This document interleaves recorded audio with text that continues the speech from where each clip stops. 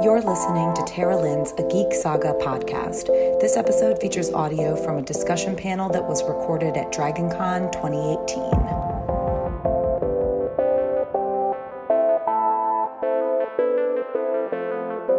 Hi, everybody. We're going to go ahead and get started. This panel is White Walkers, Wargs, and Weirwoods. Oh, my.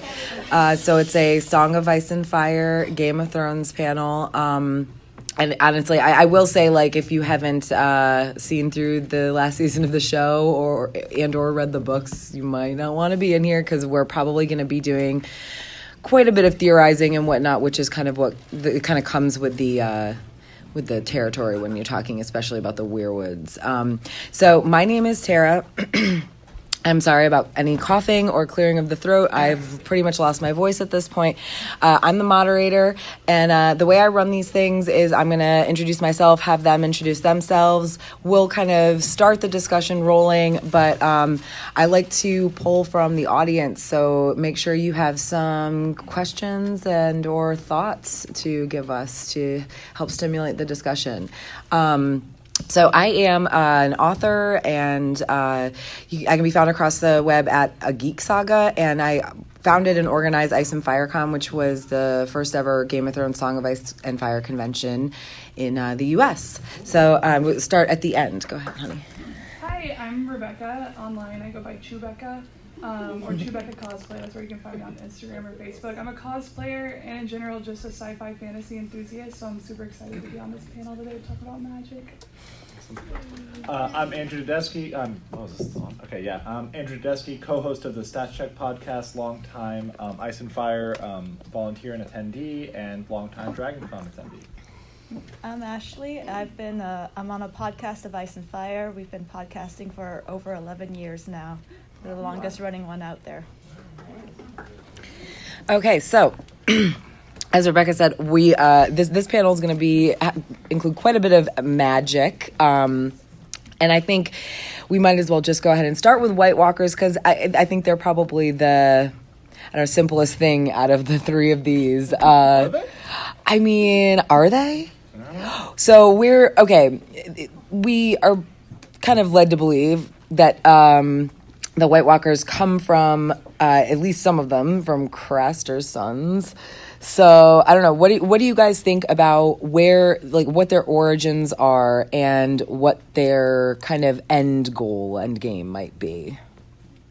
Well, in the show, we get that scene where they turn that first man into the White Walker.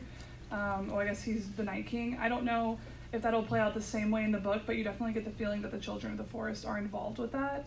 As far as White Walkers in general, I definitely feel like they have some sort of society that has not been explored yet. There's definitely more to them than just zombie killers that hasn't been explored yet. I don't know if the show will get to that level of specificity, but I feel like the books, you'll probably get a lot more of that. Yeah, I definitely agree with Rebecca. It seems like, especially in the show, it's sort of a kill all humans sort of thing going on. But there's definitely got to be a twist there and a turn as to their objective, whether that be to effectuate a certain prophecy or certain end results. That's yet to be seen. Yeah, I believe they're another race of beings. There are many races in Westeros and Essos, like the most obvious being Children of the Forest. But like in the other parts of the world, there are other races out there. So I think that they are a race. But the other thing that gets really interesting is like the Night King. He was the 13th Lord Commander, so that was after the wall was built. So there's been lots going on. They've got a society going on well before the Night King ever came into play, and he was originally human too, so there's a huge question there. And I've been wondering too, I feel like there is some sort of revenge thing going on. That's kind of the vibe I get, and lately I don't have a theory per se, but just pondering over the pact and things like that, and whether there is some sort of agreement that has been forgotten that they're trying to reenact or get some sort of revenge on for humans or whoever not living up to their end of the bargain. That's just an idea that's been floating around in my head. Ooh. Yeah, I've honestly never really I haven't really thought about them all that much. because there's so little that's given about them in the books, and what we see in the show is, again, just kind of like a drop in the ocean of what's probably there. I'm definitely intrigued to see if they explore them at all any more than they already have when they do the prequels. I think they will have to necessarily, because they'll have to go back and enter into that history of Bran the Builder and where that came from, and the pacts and agreements that might have been made way back in the day, and were just forgotten because, once again, history is very, very unreliable in Westeros. I mean, we know they have a language and a sense of humor somewhat just from the prologue of the first book. They laugh at, I can't remember his name now. Raymar. Royce. Yeah, Royce. Wilmar Royce. They laugh at him, when he's going to fight them. And so we know that they have, it's not just some sort of like beehive of horror and killing, They have some sort of end game or goal or some sort of intelligence that we don't understand yet. And the other thing, like, the show has a very distinct idea of what they look like. They're described very differently in the books. Mm-hmm. And called differently. They're the others. Yeah. And on top of that, they what I want to know is, like, are they're all, I guess, male? Like, But then we never see It's Queen in the book. right, but I mean, like, the way what we're seeing right now in the show, and like and even in the books, I think it's vague. Like, the ones that are currently there, they're kind of all, like, they're all referred to, I think, as he. Like in the prologue chapter. Mm-hmm. In the prologue chapter, I think they all are he's. Yeah. But I don't, because of that reference to the Night's Queen, I think they could have female. Right, and I guess I want to know, like, where are they? Well, maybe That's just on the show, but in general. Like, if you want to get into crazy theories, maybe that's part of the reason they're moving south. Maybe they've lost all their women. Mm-hmm. Oh, there you go. Plausible. Hashtag plausible. Yes. At the beginning of the show, remember that there was a little girl with the blue eyes. Oh yeah, that's a white. Those are the ones that are controlled by the White Walkers. So they're reanimated corpses. And even though they have the blue eyes like the White Walkers do, but they're being controlled. They're basically puppets. They don't have their own Agency. Yeah. But that's a good point. Going back to the whole women part, maybe that's why they're getting babies from Craster now. They don't got no ladies. And another thing too is, how does that control work? Is it similar to, like, skin changing, where they're kind of, is it related to warging at all, and that being kind of correlated with Northern blood with the old gods, and that sort of link there, because that's a very rare ability that we know genetically is really only coming through the North. Even in the Targaryen line going to Bloodraven, that's because of that link to the North. Yeah.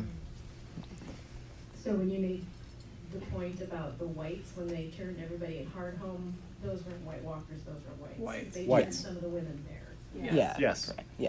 It's confusing. They use the terminology different in the show. Yes. Yes. Yeah, that's Andrew just said that like a second ago, that in the books they're called the others. They're not really referred to as White Walkers. Are they at all? No, not at all. I Okay. think in the books, The whites are White their Walkers.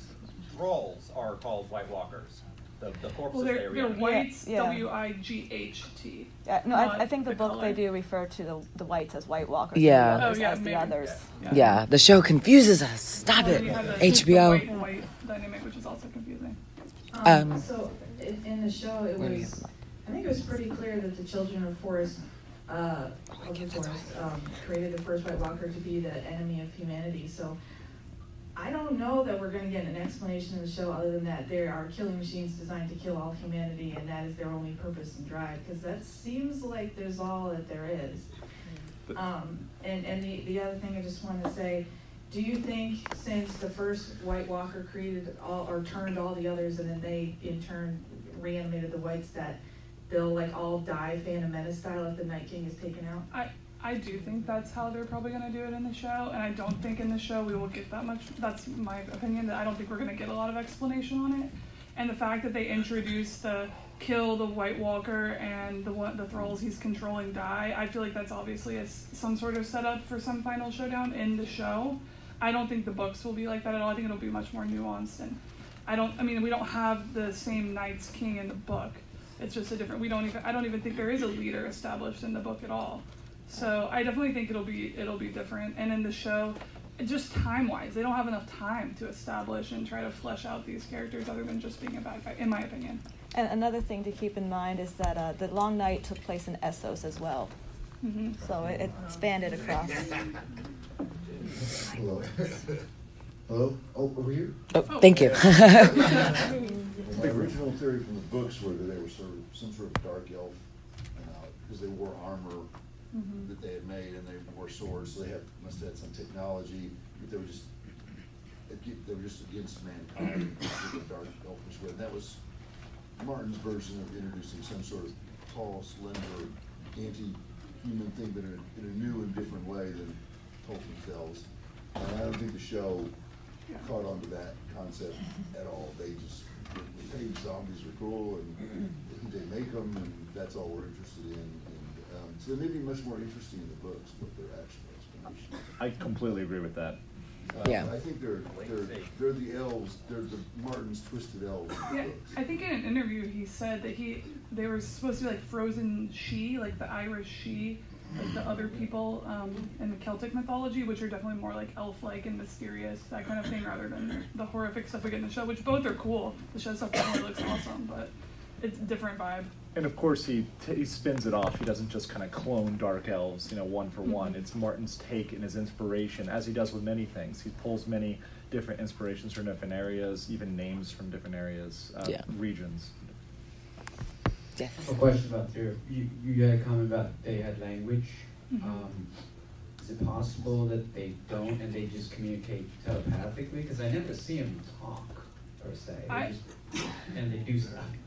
You don't see them like talk in the show, but in that specifically is from the Game of Thrones prologue, the book's prologue, when the White Walkers, the others attack Waymar Royce and the other men of the Night's Watch. They, as they're killing him, they're like Will, the prologue point of view character, as they're killing Waymar, Will says that they like make like a cackling laugh or something like that, like, and they basically that they are communicating vocally with each other. He can't understand them, but he can understand that they're laughing.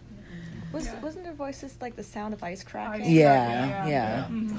So like imagine like someone like scraping their fingernails on a chalkboard. That's kind of how I feel like they probably sound. And a lot of communication can be nonverbal. Yeah. I think in this show though, that was one thing they might expand upon, is like the telepathic thing, because they definitely set that up with Bran and the Night King in the show, at least, with the crows and everything, and him kind of taking them over. I think it would be cool. I don't know how they'll do this, but if you do see some sort of mental battle like that in the next season, I think that's a possibility. You mentioned other races that might be out there. Could you describe any that we actually know about? And isn't there a whole other southern continent that we haven't seen? And that Yes. Yeah. Okay. On Southros, there is another race of people there. There's the people of Ib. There's people in the Thousand Islands. That's just to the east of Ib. And there's a whole lot of questions going around Ashai. Yeah. We also have the Ithakevron, which are these like children of the forest, like people that are rumored to exist. The Dothraki talk about them, and they're described as being like very small, big eyes, loving trees. They sound very similar to the children of the forest. Whether they're the same, related, is unclear. But that's mentioned in Essos as well. And honestly, like if you haven't read World of Ice and Fire, it only touches on a lot of these, but it's got some really cool little like bits and pieces about other races and whatnot that exist in this world. And there's images too of those races and different people and sort of the dynamics of those cultures. But if you go in reading that expecting your answers, you're just coming out with more questions. It's also true. Sorry to go back to the prologue with Waymar Royce, but it's like our best look at the others, especially in the books. Do you think they are coming south because because of some prophecy, because they know that the time is right, or is basically what's driving them to do this now? Is there something that's happened south of the wall that's making them think this is the time, or is there?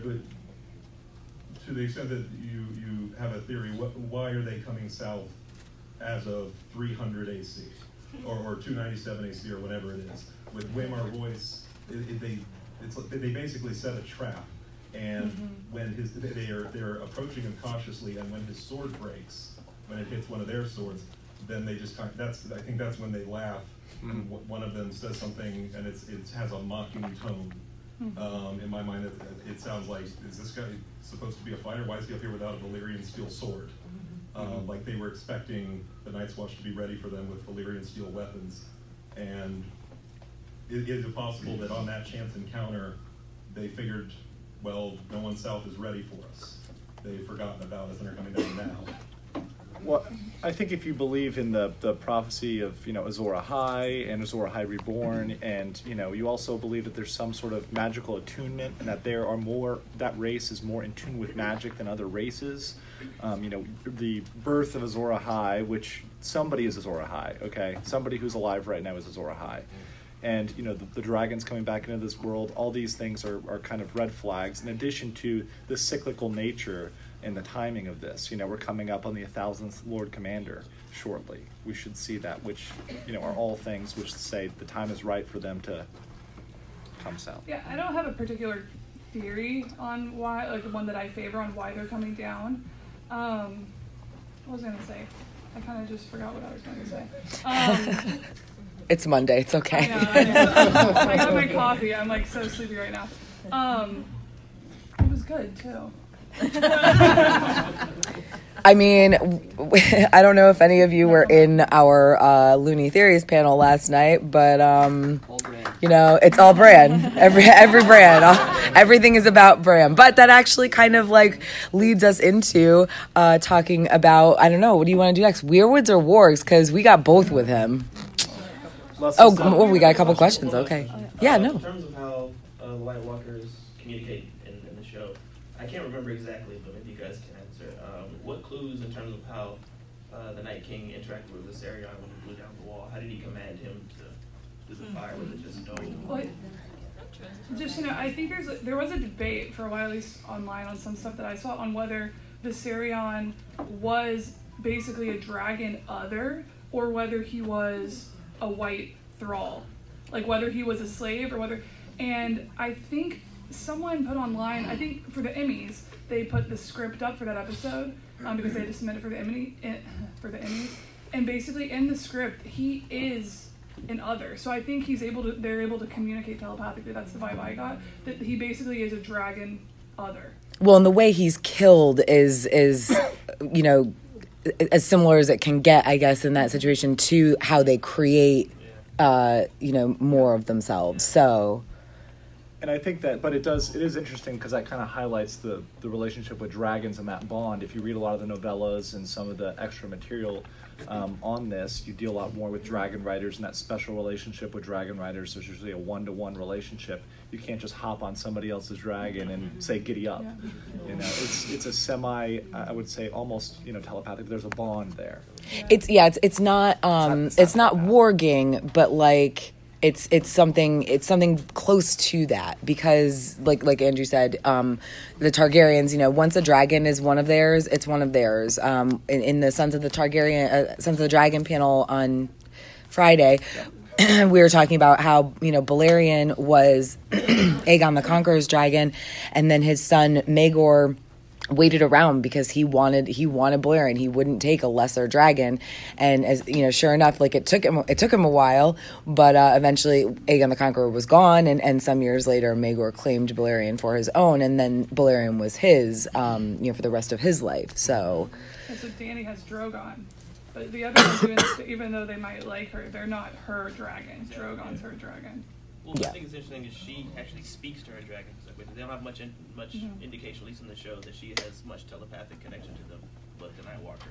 And when I think some of that, I think, is probably just how the show has to show us these things, and we also haven't seen Viserion and the Night King like interacting with each other all that much, other than that one bit where and also we've never heard him talk. No. So so with them it might really just be a straight up like that's how he communicates with anybody, or at least with the other White Walkers.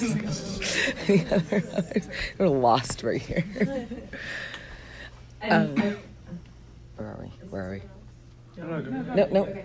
I mean, I really want to hear you guys talk about Wargs, but first, I'm maybe you can help me figure out the timeline, which I think the show confused me on, because the show says the children of the forest created the Night King, which is not a thing in the books. And also, as I understand it, the pact between the First Men and the children happened way before the first long night. Plus, we know from like the Five Forts and stuff, which are awesome, and I want to learn more about, that the long night spanned the globe.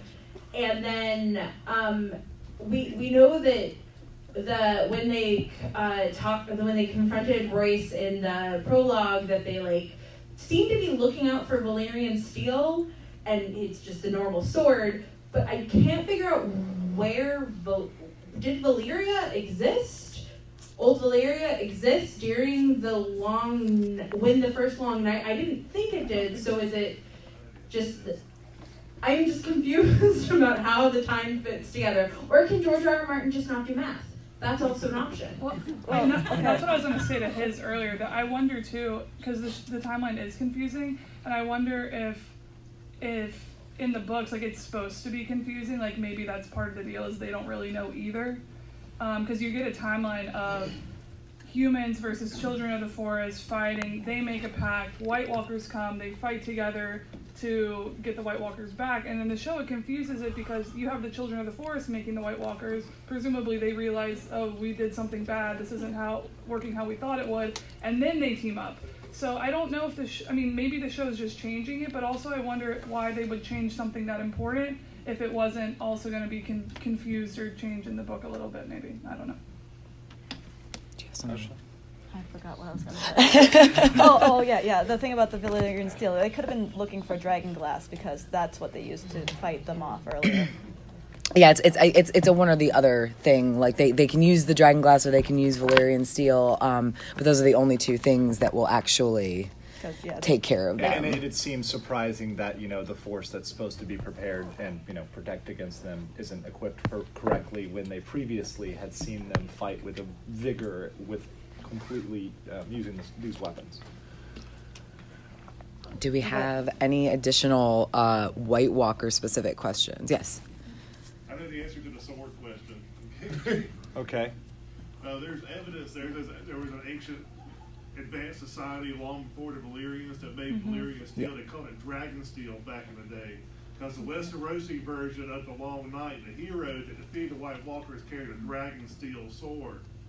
And that's probably where the Valyrians learned the technology from later on. Yeah, I do agree with that. I think there's a lot that I really want to learn about the Great Empire of the Dawn and how that relates to the Valyrians. Yeah. And the Valyrians they were conquerors. They conquered and assimilated a lot of people into their culture. Yeah, because there's evidence, like I said, because the Shire is made out of black stone, and you find that same black stone in Westeros and everywhere else. So there's a lot of evidence that society spread, like you said, all over the world. Yeah. And we have a question right here.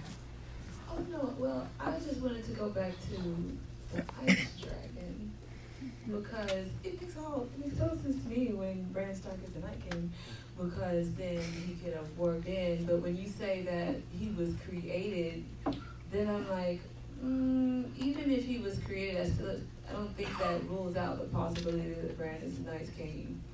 And I'm just going off of what Yolen said when he basically told Bran that he was the only warg that they ever knew of that could warg into people and animals.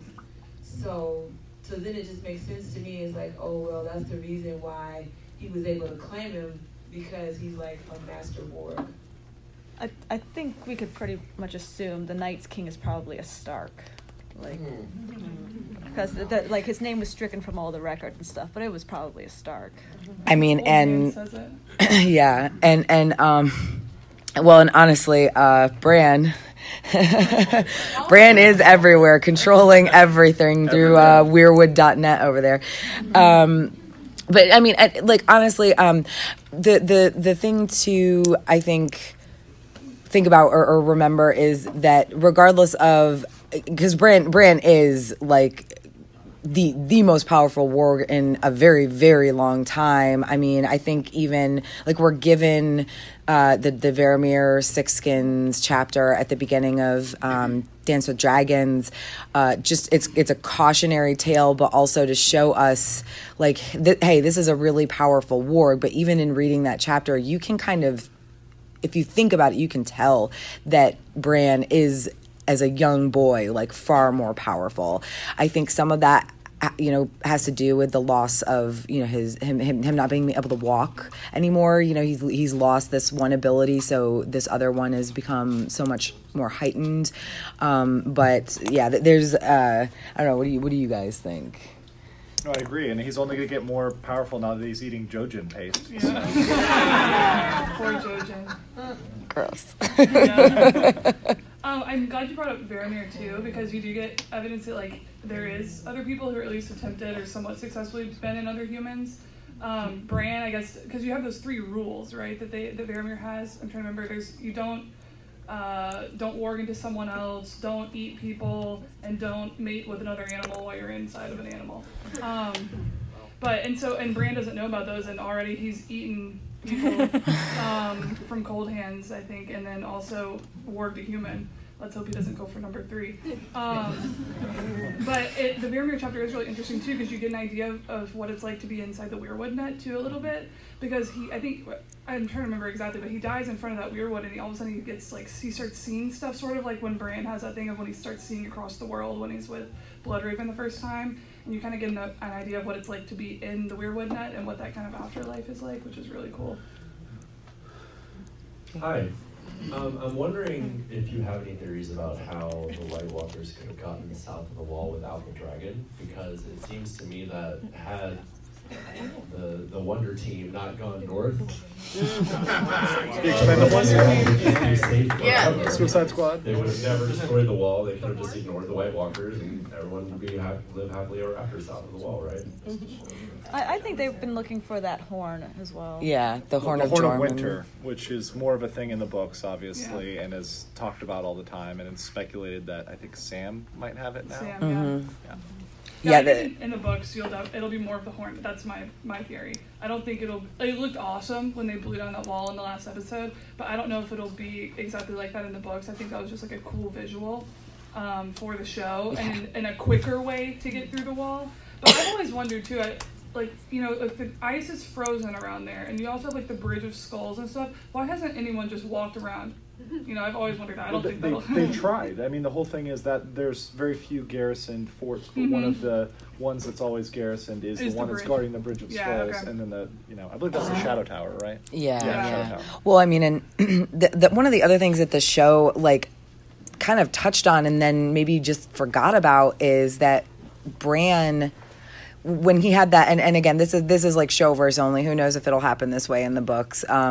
But like when Bran had that moment where he connected with the Night King, it was kind of like, I think that the way they might have even outright said it, that like him doing that like would have basically gave them permission to be able to cross the wall. And I also think that Martin is more likely to do something like that too. And it's probably going to be a combination of things. Like do we, because there's the other thing, do we think that, you know, if like let's say the Bran thing is a thing, is that going to, does that mean that they can only cross the wall in his vicinity, or like does he have to be around to kind of let them through? The horn, if they blow the Horn of Winter and it actually breaks the wall, does it just break the magic that's contained in the wall, or is it going to, is the wall, the portion of it going to fall down? If the whole thing fell down, like that would destroy like a huge swath of Westeros, like of the north. So it's and I mean, even with Viserion, like breaking down, that one portion of the wall in the show, that was not like naturally or like engineering like feasible for it to work that way. Yeah. Good evening. I'm glad you guys did awesome. You know, this is awesome. I see a lot of houses get destroyed, Mm-hmm. gone, and then when one of these series I'm watching, just wiped out. And now that my man's on that dragon and he's heading towards Winterfell, is Winterfell gonna get destroyed? And then Sam, Daenerys killed his family, right? Yeah. So what's he gonna do when he finds out that she did this? Well, they tried to kill him first. Yeah. And then Jon Snow is one of them. His brother, right? Well, he's the heir. Yeah, he's the heir. So he's the heir presumptive to that, and he has Heartsbane, which is the Valyrian steel sword. So I mean, he can become like the guy, and he's got gillies, so he can make it happen. You want to take more questions, or do you want to move on? Well, I was going to say, as far as the Winterfell thing, I definitely think in the play it as show, it goes. it's gonna. I saw some leaked photos of the Winterfell set and a lot of fire. So I do think they're gonna do. Maybe it won't be destroyed all the way, but there's definitely gonna be some crazy, terrible battle there for sure. I don't know if they'll make it go more south. That would be cool in the show. I don't know how far they're gonna go, but definitely something's going down at Winterfell in the show next season for sure. And by the way, because he's the only one in the Reach, because they've really killed everybody else in the Reach, he'll be warden of the entire Reach. I really think there's magic in Winterfell. It is one of the Yes. oldest keeps. I mean, Storm's End we know has magic built into it. There's a lot of theories about a stone dragon under Winterfell and like what's going on with the hot springs. So I do think there is like power in Winterfell that will keep it from being destroyed. At least entirely. Yeah. Okay. Hi. Just first question, then a quick statement about the Night's King with the Dragon, right quick. And that was just my anyway. First question. With that portion of the wall falling, and I actually took the time to do an approximate calculation, 1 mile, 600 feet high, 12 nights across, and that came out to like 4 million cubic feet of ice crashing into the narrow sea. Do you think that will be enough to cause a tsunami to wind up destroying Bravos? I mean, honestly, like if like math and stuff was a thing in this series, then yeah, it probably would. Like that, it's a crap ton of ice. I'm surprised the show didn't do that, because that would have been sexy, and that seems to be all they care about. Like, a lot of people have tried to work out how the seasons are working, and actually that's an interesting point. Like the makers have suspected that the seasons were regular at one point, and talking about how the curvature of the world is, and George has said like don't. It's fantasy. There's magic, All right, and then the one thing as far as with the Night's King with the Dragon, my personal hypothesis is he's not going to stop at Winterfell just yet. He's probably going to go to every major graveyard and... I mean, why wouldn't you if you're him? Yeah. So that's just my hypothesis. That way he has even more undead to ravage all of us. He doesn't even need to go to the graveyards. There's been battles all over the place. Yeah. There's corpses littering all over Especially Westeros. the Riverlands. Yeah. Poor Edmure. Yeah. Hey. Great, he's gonna raise Ramsay, right? No. Mommy's back. So getting back to warging, all right. So do we think that Bran can actually change past events? Or is it like a predestination paradox thing, where if he thinks he wanted to change something in the past, he goes back in the past and then finds out that everything ended up the same? Like with Hodor, if he wanted to change it, he can't because he ended up causing it in the first place. So if every time he goes back to the past intending to change the present, he fails, then he actually cannot change the past, right? I'm not too sure, but I don't know which one I believe. But I do think, like it would almost be like Bran is overpowered and it's awesome, but I think it would be too much if he was controlling everything and nothing else mattered. That would be a little disappointing to me, just because it would just feel like, there was never any reason to be rooting for all this other stuff anyway. But one of my favorite theories, and I don't think this is happening, but what is cool, the cool theory is that Bran is going back in time. He's really Bran the Builder, and all these characters now are the characters from history, and that he's like retelling it back in time, and that's how it became a legend. That's one of my favorite like crazy theories out there, but that would be awesome. But no, I don't think so. Yeah, and remember, he's a foolish kid. He's still, especially in the books, very, very Mm-hmm. young. This is a preteen. So even if you say, hey, you can't do that, you immediately try to do that. Yeah, and actually that I agree with Rebecca that if Bran is really controlling everything, that's going to be kind of disappointing, like that's the end game. And I don't really think that it's the case, but it's definitely some of the more popular theories, especially, revolving around Bran, are the ones where he was Bran the Builder. He's the one who made Mad King Aerys go, he's the one who caused that break. Obviously the guy was nuts to begin with, but like Bran is the one that caused him to like just go off the deep end completely. I think we'll maybe see with the Hodor thing. I think we maybe might see a couple more instances of some time stuff, but I don't think it'll just be like the end of it is Bran changing all this stuff in history and that's it. In my opinion. I think Bloodraven probably messed some things up too. Yeah. Good point. Yeah, we have to remember that Bloodraven has been doing this for a long time already. I mean, when did he join the Night's Watch? I mean, it was a long time. It was post Duncan Egg. Yeah, it was post Duncan Egg, but it's still been 80 something years, 90 years. And he was not part of the Night's Watch for very long before he disappeared. Oh, also, this isn't necessarily directly White Walker, Warg, or Weirwood related, but it is Bloodraven related. At Worldcon a couple weeks ago, Martin did say that Bloodraven has Dark Sister, the Valyrian steel sword, with him north of the wall. Sword, yeah. I would love it, honestly, if Mira or Arya got that and were Dark Sisters. That would be so awesome.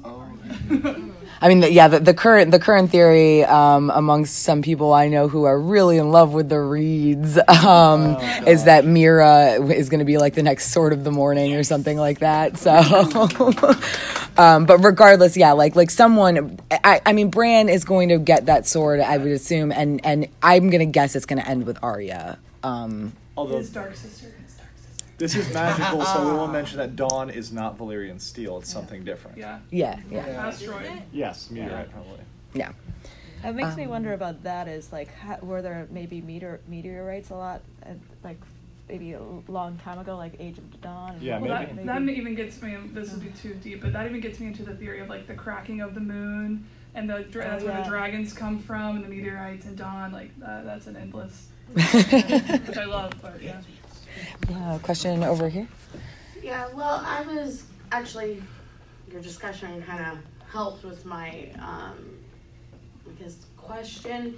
Everybody kind of goes back in my group to the Iron Throne. And, I personally think, I like the idea of Bran being the Builder, okay, to an extent, or at least an influential, whether he made things worse or not, we don't know yet. But, the creation of the Iron Throne, we all know it's made of swords. A lot of people think there are Valyrian steel in that throne. Do you think that's going to come into play with, like, if Bran's the Builder, maybe he did that on purpose to give his family... stockpiled Valyrian steel into the throne to use later on? Yeah. That's interesting. I mean, we do know that the throne cuts and kills people it doesn't like. So, that's not something I'd ever really heard before. I'm torn about it. Like, I like it, but also I feel like we're told there's so little Valyrian steel in this world. I would be a little bit surprised if anyone, including Aegon the Conqueror, would have. I mean, I don't even melted it down. Obviously, there's still some swords in the throne, I think, and I'm not even talking a show throne. I'm talking the book throne. That there's some art of it. If you look it up, it's ridiculous, and you can tell there's still like full swords just like chilling in there. But I would be surprised if they would, if someone would say, oh, there's very few Valyrian steel swords and they're super valuable, but I'm gonna stick a couple in this throne. And it would lose its symbolic value. It's supposed to be the Iron Throne, the swords of the conquered. All their swords put together, their 1,000 swords were not enough to beat the dragons. They were melted down, and now a Targaryen's butt is plopped on it. Well, I mean, and also with I had a point and I lost it immediately. It's happened to all of us. Yeah.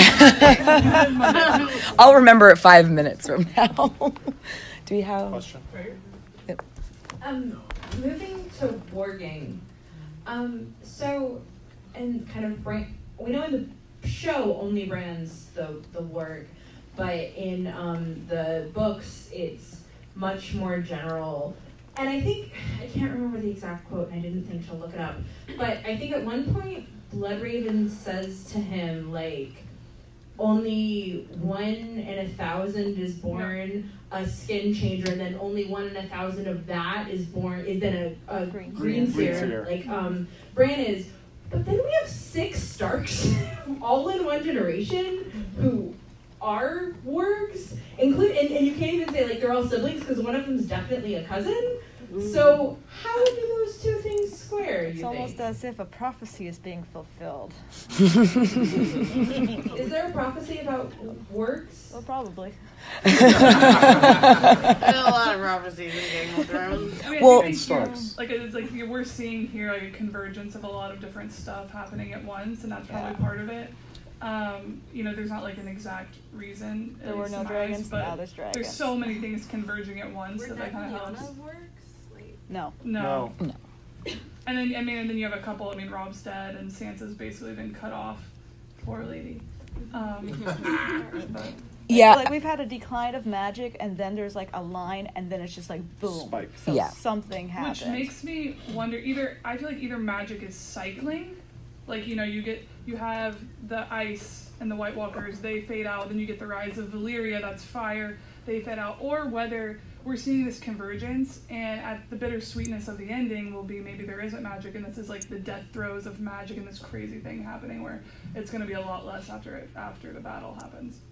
Well, and there's also like the sudden like upswing in the amount of magic is definitely a huge part of it. But I mean, even with that said, like I'm pretty sure we are given kind of just little bits here and there where it's pretty clear that whereas it's rare for these things to happen, the Starks have always been known to, be the ones who kind of have the most of like this in their blood or whatever. And I mean, north of the Wall, there's not a ton of wargs, but like there's Varamir, there's his buddy with the Crow.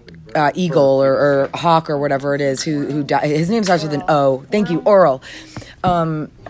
And then, there's the guy who taught Varamir. So there's not a ton of them, but, like, they exist. And, the other thing about the Stark kids is, Bran is the only one that really has the ability to do, like, to really, like, affect things and do this stuff well. Like, Rob probably, did some minor, like, warging with Grey Wind.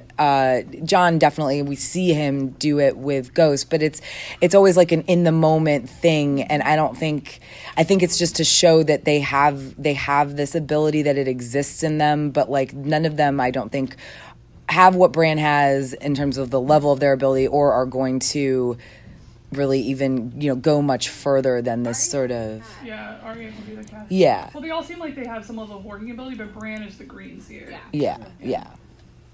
Speaking of Bran, do you think the Weirwoods limit his powers and that may make him in other words, he has to have one in the vicinity to project through, and that's why they cut them down because they figured out that these trees were letting this stuff happen. And where do you think they come from, etc.? I do think when the First Men and stuff started cutting them down, it was because they were suspicious of the children. And I do think they help amplify it. But we do have that scene, I think it's in the books, where, he starts out with the Weirwoods, but then he starts, like, seeing all around the world. He starts looking at a shrine. He's like, no, I don't want to see it. He sees dragons flying around. So I do think to start, you need the Weirwoods, but eventually, if you're good enough, you can kind of move past that into greater things. Does somebody have a mic? Okay, I have a question about magic versus religion in Ice and Fire in general. It's not specifically related to these, so if you like, I'd skip it or wait till the end. No. Go ahead, do it. Okay, all right, bear with me. We've been jumping around. So I've actually asked Ice and Fire, experts before, and I'm still waiting for someone who has some sort of insight to offer. It's regarding the books and Martin and his perhaps personal, I don't know, bias on religion, or maybe somewhere where this is going to go in the story. I'm not sure. Take for given that the faith of the seven is analogous to like the Catholic Church in medieval Europe, right? Okay. Yep. And then my question is like, what significance do you take from the fact that he treats it differently than every other faith in the entire story? You've got green seers, red priests, mages, blood witches, all of these different people like that. Every one of them, he gives you some scene, some example of where their stuff is based in reality. With all of them, at one point or another, when they call on their faith and their gods, shit gets real. Demons are summoned, prophecies are delivered, the dead are resurrected. Whereas the Faith of the Seven, he explores from a purely like political, almost sort of anthropological, like its role in society and mediating between the classes, and there's no evidence whatsoever that they have any substance to their religion. And I'm curious, like, what do you take from that? Was he just J.R.R. Martin, just like a Latin Catholic and upset at him or something? Or? I think there's a theme going on of how terrible we've been to nature, and a lot of these religions that you see having some sort of power wherever it's coming from have something to do with nature, whether it's like the trees and the old gods or even fire being a part of nature. And the one that doesn't is the one that was created by the Andals, who came in and chopped down trees and did a lot of terrible things to nature. And so I think that's kind of, it's not the theme of the book, but I think it is a theme that, the stuff that has to do with nature and all this stuff is the ones that actually show some sort of power. I don't really believe that there's like specific powers he's drawing from. I think it may be more like a magic in different forms. Like, I don't think R'hllor is a real god person that's doing stuff, but I think they are calling some sort of fire magic through that religion. Yeah, we actually touched on this very, very briefly yesterday in the Religion in High Fantasy panel, but like, I really do believe that what Martin is saying is that nature like subsumes religion. It's not about human power, which is kind of what the Faith of the Seven is about. It's a very political religion.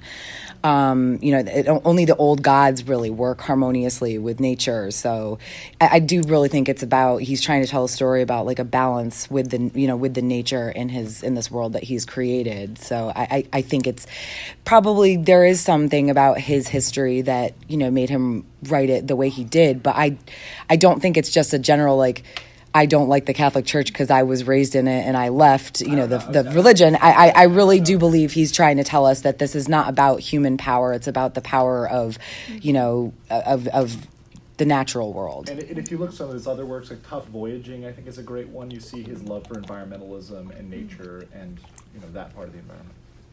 And a lot about the religions in the Westeros and whatnot is like, there's a lot of question of, was there a religion and then magic with the religion, or did they have magic and build a religion around it?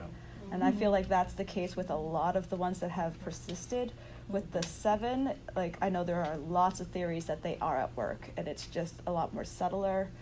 But like, there's been the theory about Cersei pregnant, and like, or each of the Starks represented, or different characters represent a different person reborn on Earth.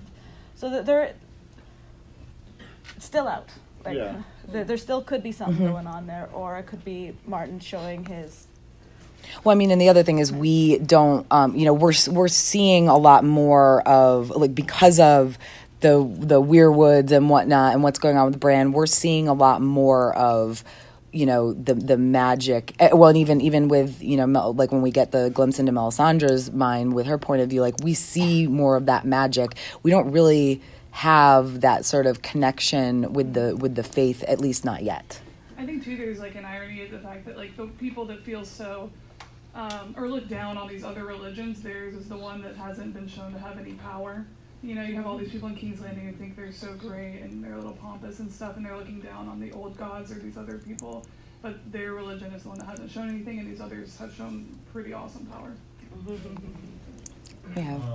Going back to, it sounds like the confluence or convergence, like just all these events happening and magic coming back, and someone mentioned statistically how abnormal and impossible it should be for 6 kids/cousins all in one family to be wargs.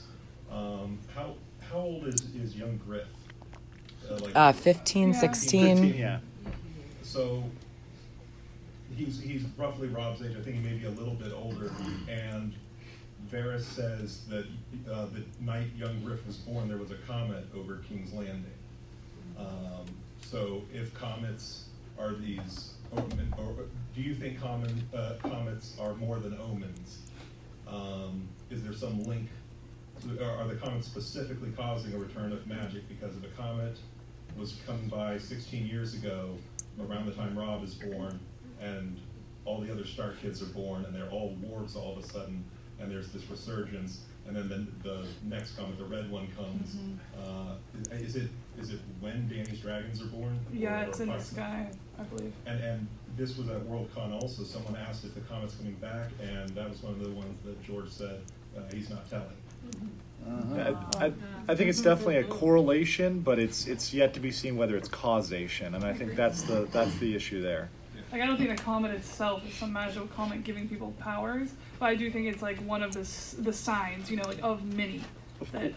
Of course, he's done that in his science fiction works, right? He's done that where there's been like comets that come and that brings a doom to the planet. That's tough voyaging again, but. And there's also that one religion. I'm forgetting its name. It's like Starry Night or something. Oh yeah, Church of the Starry Night. Yeah, Yes. That's like one of the really old ones, and one of the ones that people are like, don't touch that one. Like that Which is could a be reference to related as Lovecraft, well. I believe.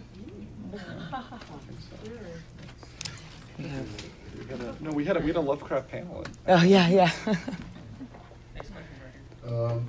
Just 2 questions real quick. And, I know that the White Walker that went through the wall, okay, and does anybody got to go take the black anymore? Because you have to go up there anymore because you have to be up there. And are there any more dragon eggs out there? And how will they get born? If they're out there, who can bring dragons? Only she can, or she has to burn down a whole bunch of people. But I don't know. Any more dragon eggs? I think there's definitely more in Ashai. Yeah, there's actually people say that there's still dragons in the shadow past Ashai. So, but And we there's just don't have accounts. There's eggs in the Duncan Egg novellas. There's the third one. They talk about some of the eggs that are still in existence, and I think there's also some other writings where they mention them where these eggs never hatched. Like they were stone eggs that just like Dany's eggs originally were. They're still out there too. Possibly even some in Westeros. So, and then on top of that, there's the whole theory or idea of like the dragon. I'm a big proponent of the dragon under Winterfell. So yeah, there are definitely eggs out there. That one's a pretty crazy theory, though. That was one from Mushroom, and he said a bunch of crazy stuff with the eggs under Winterfell. Yeah. I think I remember Maester Aemon in the books had mentioned that, or one other Maester, I'm not sure which one, thinking that the dragons may be asexual, that they could be either gender at will, and that you have these dragons, they could, in their own way, hatch their own and give Dany more dragons. So yeah, they're supposed to be able to like change gender, I guess, and I think that's what leads Maester Aemon to believe that the prophecy could be referring to Dany because dragons don't have a gender, so the prophecy doesn't necessarily have one either. We've talked a lot about how a lot of this is happening around the Starks, and it's unusual, but the phrase, the North remembers, I'm wondering if they really at one point were supposed to pass all of this knowledge on, but they only now remember the phrase, the North remembers. They don't know what they were supposed to be remembering. I think that's an interesting point. I know the phrase they were talking about in reference to the Red Wedding, but as far as like, I do think there may be something going on, that there was something in the past with the Walkers and the children and everything else that humans have just forgotten, but the White Walkers haven't forgotten, and that might come into play. Because we don't know what their motive is yet. We don't know why they're so mad. We're just waiting for Howland Reed to explain everything to us. Yes. Yeah. How far does the North go, and what else might be up there? Good question. You mean the far, far north? I mean, if you look at the Land of Always Winter. Yeah, Land of Always Winter, it tapers off. The map tapers off, but you could see that it could Yeah, it could go much further. Where's that map? Any of the maps that you look If in you- the World of Ice and Fire. Look at the World of Ice and Fire. World of Ice and Fire is Yeah, probably the best one. if you Google it, you should be able to see like there's, like they said, there's one that's like the full world of you know, I don't know, Planetos is I think that's a fandom term, but there's like full maps where it's you know it's labeled like the land of always winter, and it just kind of like disappears up into. I could be wrong, but I think Martin said someone asked him if they were connected at one point, and he said no. But I think he also said, but that doesn't mean that they haven't been, because you know you have on the far side you have the Grey Waste and the Five Forts, and monsters apparently coming out of the Grey Waste in their version of the Long Night, which is very similar to the White Walkers coming out down into Westeros. So maybe there is a connection, or there used to be, or there's some sort of thing going on in there where there's, you know, two hinges of the world blocking out monsters. Mm-hmm. I was just going to add on to what you just said. There's also, if you listen carefully to the Oath of the Night's Watch, they said, I am the watcher on the walls, plural, suggesting that there's more than one. So the Night's Watch may have been much bigger at one point. Like you said, there might be an Essos version to do with the Black Forest. Yeah, and also like because the Children of the Forest had the Hammer of Waters, or the is that what it's called? Yeah, Hammer of the Waters. And apparently, like they broke Essos from Westeros once, and then they also broke the neck. Like they weren't as successful, but if you believe it to be true, maybe something like that did happen once before. Yeah, and the arm to Dorne. The arm of Dorne, that's what she was referencing. Yeah, they could have broken the polar ice cap to kind of cut that off. Yeah. Because, like, again, there is the Five Forts. We don't know a lot about it, but there are, you know, the other race over there by Ib that might be Children of the Forest as well. We don't know what's going on in the shadow. There's a lot of people there that they're just like. And then the other thing was like we always know about Azor Ahai and the Prince Who Was Promised, but there's also other like when you get into Yi and whatnot, there's other people, and there've been women as well as been the person who saved the Dawn. So there's lots. Maybe it's not just Jon and Dany. Be multiple people. Does somebody have a mic? Hey, I don't know if this has gotten discussed earlier, but do you guys have any thoughts about is her name Kalathi, the one who met with Daenerys? Quaithe. What are your thoughts on that? What role is she going to play? She seems to be a mysterious figure that Dany has visions of, occasionally interacts with. I think she's a Shari, or from the Shadow. A Shari. Shadowbinder. Yeah. What's her, do you think, role with the story or with Daenerys? Yeah, there's so many theories. I don't know if I have one that I agree with. You know, there's so many people. Some people think she's a Shara.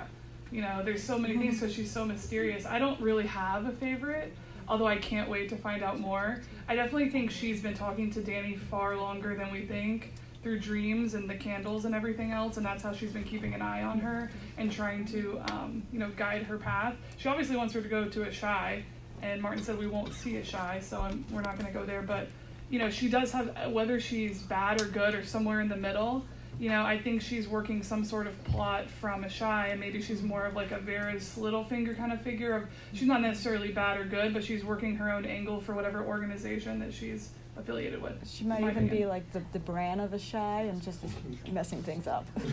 Yeah, maybe. We got one more question. A practical question. I'm the newbie.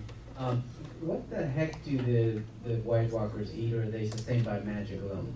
Yeah, they don't take a brunch. They're just. Yeah, I don't think that there's no information on that. And I mean, honestly, like, I don't know if it would really matter, but they can't. There's not really that much up there, as we know. So my guess is it's something like they are sustained by sort of maybe even if it's just a combination of magic and like something else that they can get from you know the north that we don't really know about yet. And we see that Melisandre doesn't really need to eat or sleep as she gets older and more magical. So maybe it's something like that. I don't know. Well, we know what keeps her up.